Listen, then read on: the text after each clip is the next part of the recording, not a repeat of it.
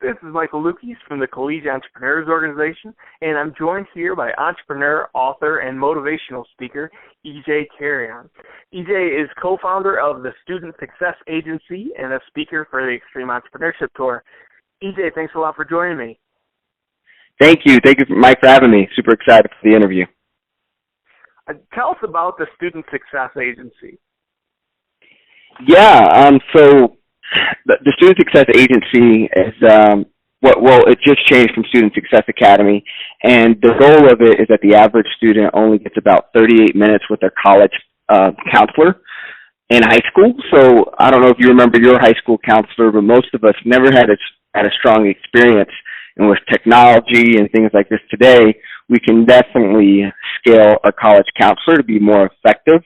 The problem is the counselor is passionate but yet overbooked. So Student Success Agency is the first ever agency that represents high school students. LeBron James has an agent. Katy Perry has an agent. So we believe we can use a crowdsourced counseling model by training college kids to be agents, if you would, for high school kids over the web, where at any time of the day, 24/7 access, a high school kid can log on to Student Success Agency and meet one-on-one with an agent who's a relatable, hip college kid. And that's how we scale the college counseling situation from 38 minutes to 4.5 hours per average user for a school that has our program.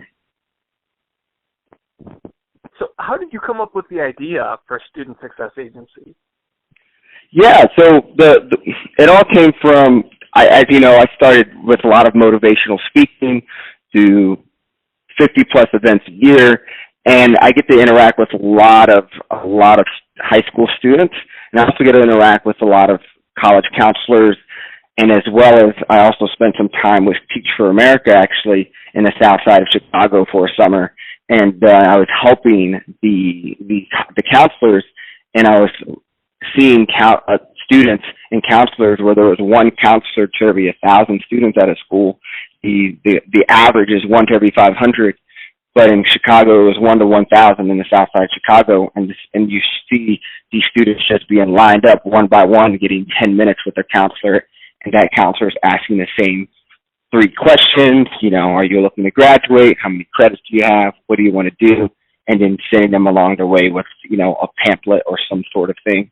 And so I just saw a lot of opportunity where you could use technology and scale that. I mean, using surveys, mobile messaging, making things a lot more scalable where you can then have demographics depend if you're wanting to send information to students who are first-generation minorities, to sending to people who are interested in well-being, to the Air Force. So, you know, my experience was from you know, my main experience of being a speaker and wanting to do more than the presentations. Why do you feel like this has been such an underserved and overlooked market? Yeah, I think if you look at it, I think ed tech is really growing. I think it's very popular today. I don't know. I remember reading an article recently about the growth in venture money for ed tech. Ed tech is, I think, a popular piece just because there's, you know, lots of students. There's lots of money in schools, and if you can go through the pain of figuring it all out, it could be very fruitful at the end of it. But I think why it's been such a dead market, I think it's just there's a lot of pieces in education, and I think it's also having to do with there's actually a lot of competitors out there when I think of it. I mean, there's actually, I feel like one of the biggest ones is Naviance, and I mean, they're well over, you know, several tens of millions in revenue, been bought out by Hobson, which is a big education company, and I would say several college counselors use that service already. They're kind of like the pioneers of it, I would say, and they came out in early 2000s. But I think there's plenty of opportunities all across education. I think it's now something that people are really diving into, to the online books and you know, databases with state testing, everything going online. So you got a lot of opportunity, and I think people are focusing on the classroom more, because you also got classrooms where the average teacher spends, 5% of her income on her classroom. So you got like that, maybe you could focus on teachers. You also have a lot of different things. And I just think the college counseling market could be a little smaller, since you're just talking about high school kids, and you're also only talking about mostly juniors and seniors. There's about 16 million high school kids in school in the country. So, but if you look at it from a global perspective, how many kids want to go to college, to an American college, from Asia, different parts of the world, it actually can be pretty valuable if you find a way to make it work. Going back to your start as an entrepreneur, have you always been entrepreneurial? So the funny thing is, I think so. I think so. I haven't had a job though, since high school, and that job I got fired from. So I think so. But I didn't know what the word was entrepreneurship was until I was with the Extreme Entrepreneurship Tour. I've done motivational speaking since I was 16 years old, and made my first $2,000 speaking for 1 hour when I was 18. That's when I felt like I was rich, and then from there, using that money to survive through school, work on growing the speaking piece of it. And I didn't know what entrepreneurship was though until I met the Extreme Entrepreneurship Tour, and I was around people like Ryan Alice, Raj Lahoti, a lot of people that probably have involved with Rob Nicholson, Wayne Spires, a lot of other people who were in their late 20s, a little older than I was, and, they were running these businesses, and it just made me think of myself of how can I take what I'm good at, from being a speaker to actually creating something that's sustainable, long-lasting, scalable, past me just getting on a stage, and pumping students up, which I love, and it's what I do and who I am, but entrepreneurship. So I think I became more understood with entrepreneurship at a later time of exactly like running a business. But I think that street hustle and that you always wanting to be unique and have an autonomy, I think I've had that since, I was born.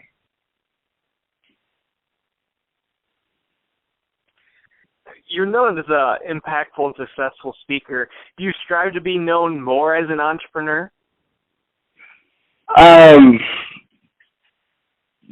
So I guess for that one, I was excited for this question, because I think for that it's weird, because I'm definitely known more as a speaker than an entrepreneur.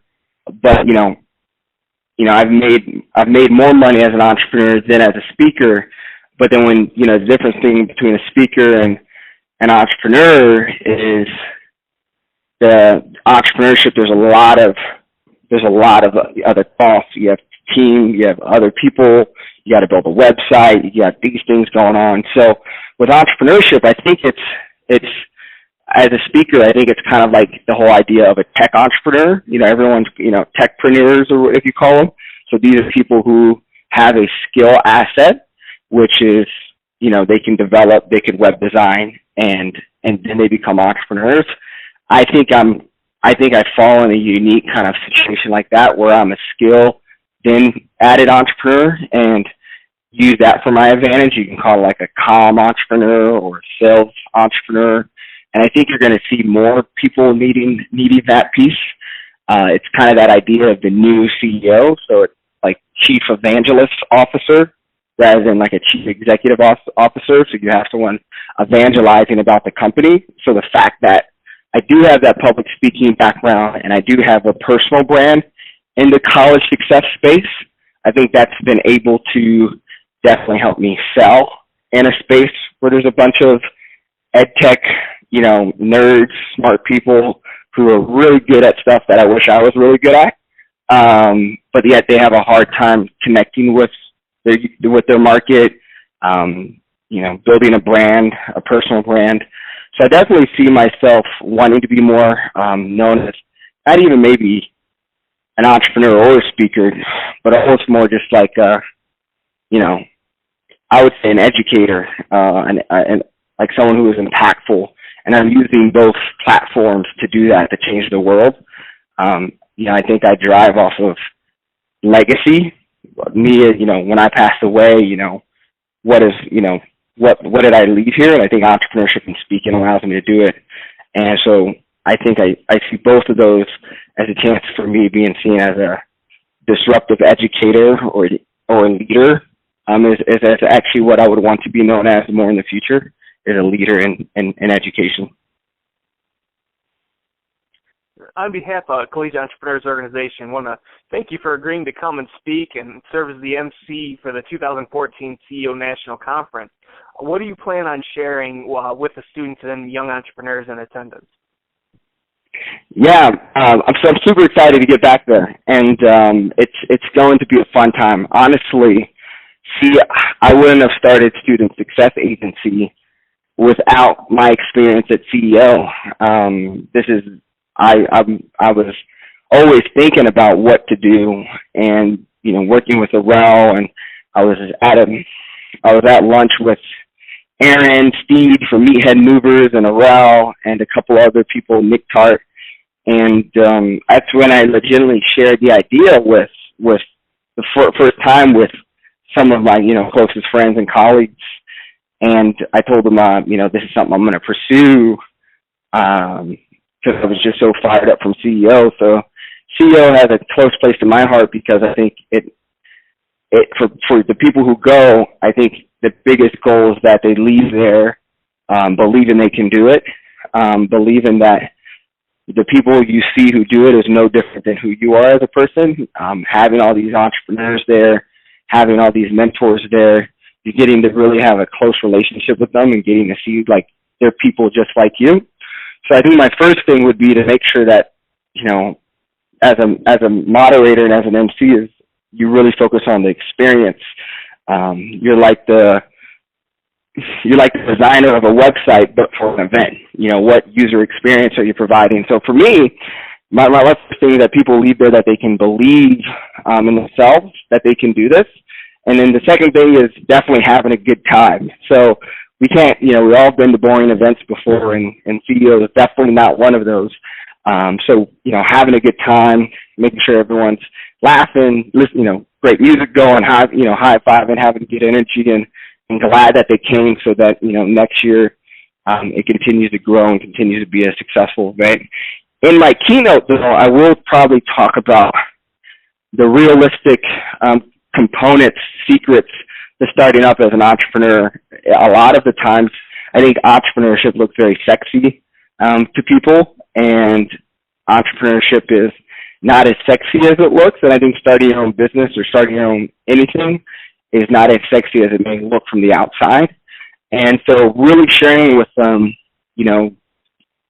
the challenges you have to do and getting outside your comfort zone, like understanding sales and being able to, see that it's not, yes, you may be running your own business, but, there's a lot of times where you're the hardest working person in the business and everyone else gets paid but yourself. And, and different things like that, and just kind of giving them a real feel with entrepreneurship as well, that I want them to leave excited and believing they can do it, but also them knowing, seeing the expectations of them, building real expectations of what it means to be an entrepreneur. So those are my goals as being the MC. That's great. And why should someone attend the CEO National Conference? What would be your pitch to them? Why should they come to the event? Yes, it's a great time. I think we do a great job of blending in content with experience, going to different events, having different networking, and you're around thousands of other college students who are like-minded from all around from all around the country. And the cool thing about that is you know, getting entrepreneurs together in general, but then you getting college entrepreneurs together in general. It's just always going to be a good time. It's not going to be stiff, but at the same time, you're going to learn a lot. You're going to be, it's going to be an experience that I think you will remember, and like it did for myself, really change your mindset and really make you believe in what you can do. I just think it's an overall experience that all college students who are interested in entrepreneurship in some sort should consider, regardless of how far you are in your CEO organization. And because of the experience, the network, the people around you, and then also you're getting content from real entrepreneurs, people who have actually grown companies for millions, billions of dollars, and being able to be in a room where you're receiving that information is also a great time for you, because I promise you'll leave with a paradigm shift if you go. And it's not like a typical national event where it's really dry and the speakers are boring. It's usually everything is from the event to the speakers. It's going to make an impact on your life. Like, I still remember the sessions I went to. I still remember, Jerome Love, Nick Tart, all these people who spoke. The football game we went to, the whole, all of it was great. And I definitely wouldn't miss it if I was in college. I wish I would have went when I was in college. Once again, this is Michael Luchies. I'm here with EJ Carrion. We briefly touched on Student Success Agency. What do you feel like, what sets successful young entrepreneurs apart from those who don't succeed? What is there a hidden formula? What is it really that you see from your experience that sets the successful ones apart from the ones who don't succeed? Yeah, I'm around. The one thing about entrepreneurship is you get to be around a lot of cool people. I feel like I've had to be around a lot of amazing, some of the world's top 1% of people under the age of 30. And it's really amazing to see.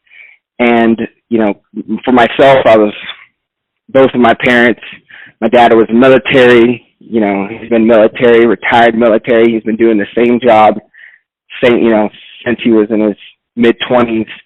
And my mom has been at her same job for over, 20 years. Neither of them really know what entrepreneurship is. We never talked about it. I was raised by, single parent, huge mama's boy. Went to college first with my family. So entrepreneurship or, this mindset was never something I learned about.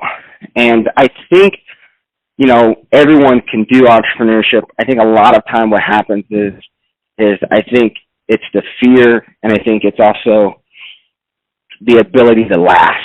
One of the biggest things I heard from Mark Cuban, he said on one of his blogs was, he said, the richest man is the person who has to pay the least amount of money at the beginning of the month. So, he's talking about expenses, how much, I think the less expenses you have as a young person, and I think this is why it's also important to start, the better for you to actually have the autonomy to do those things, like how low what can you live on and things like that. So that makes you also think of I think good young entrepreneurs, they understand like what's important, and I don't think they allow outside views impact what they do. The average startup is going to take 7 years to actually really get going, to hit maybe $1 million in revenue, doing things like that. And so in those 7 years, you're going through, let's say you start at 22, 25, you're in a time frame where a lot of your friends may be getting big jobs, a lot of your friends may be, doing what it may feels like a lot cooler things, making money, buying a new car. And these are things you don't see, I think, successful entrepreneurs do. I don't think they worry about the outside world or what the outside world tells you what you should do. And, you really dive into your passion, and you fail, and you learn, and it's staying on the boat. And I think eventually you will succeed, regardless if it's, in 5 years or 7 or 20 years. It's really how long do you want to stay on the boat and go through this. And for a lot of entrepreneurs, it's just there's no other way for them to live than to, be rebels, to be different, to have their own path. And that's so I think that most successful ones really block off all that and turn failure and fear into optimism and enthusiasm. I think they always have a positive attitude. I think they are able to endure a lot of pain. They're able to endure a lot of ups and downs that maybe the average person are just not willing to handle when starting a business. And so to me, that's the biggest thing is your attitude on perception of life and society around you, and how that matters, and at the same time of how you handle failure and what does your attitude and your mindset look. Why you get a lot of no's through sales, how people may not pay you on time, how you may lose things. All this part of stuff is controlling that and dealing with that at a young age could be tough, but I think those that endure that and stay on the boat will succeed.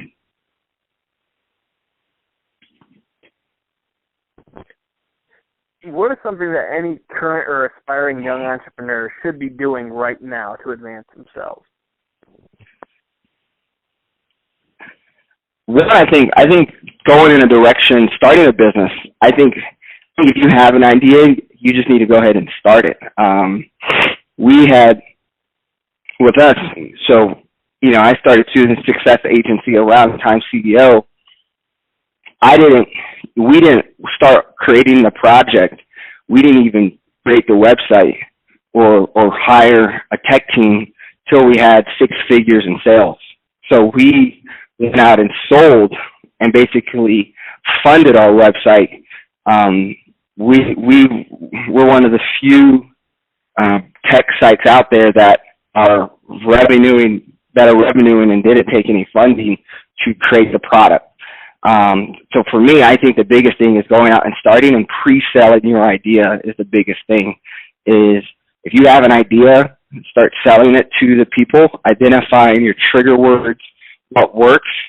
That's kind of how we went at it, and our approach is really like seeing what your target market wants, learning how to sell to them, and if you can somehow pre-sell them, it shows you that you have a viable idea, something that is that can grow.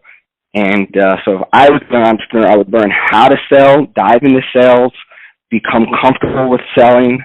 If you're not selling, everything else is an expense.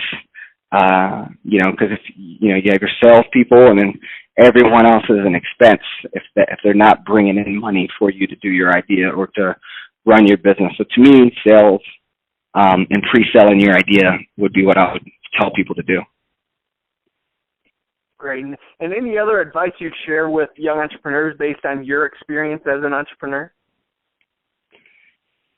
Yeah. Well, one, I want to thank you, Mike, for allowing me to be on this interview. And again, I'm stoked for the emceeing the conference, hanging out with everyone. The energy is great.